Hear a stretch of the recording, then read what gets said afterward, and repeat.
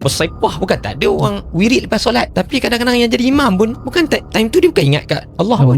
Saya share sikit boleh?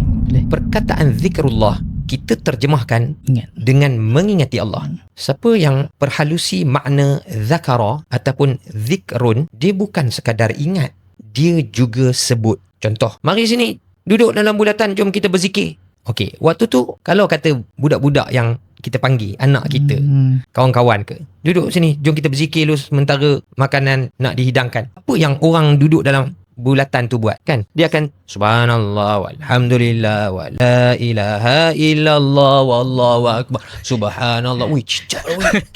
Standard budak tahfiz ke, budak agak mana ke, dekat kampung ke, dekat masjid ke, dekat rumah ke, dia zikir tapi sebenarnya dia tak ingat dekat Allah. Betul. Sebab waktu tu dia ingat makanan bila nak hidang. Pergilah mana-mana majlis, ada tak orang berzikir? Ada kat masjid, kat rumah, hari kematian ada majlis zikir tu, ada. Tapi waktu tu mulut dia sebut, hati dia tak ingat. So dia tetap tak akan menenangkan. Dia tetap menjadi makanan yang separuh masak. Faham tak? Sebut Allah tapi tak ingat kat Allah. Tak engkaplah zikir.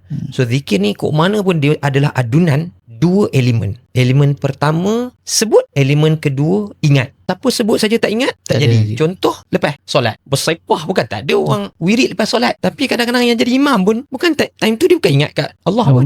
Dia pun dah teringat nak cepat. Faham tak? Dan kita boleh jumpa orang yang memang tengah baca subhanallah ke la ilaha illallah sampai 100 kali, sampai boleh bergoyang-goyang, tapi waktu tu otak dia, hati dia tak ingat pun dekat Allah. Dia sekadar melantunkan suara.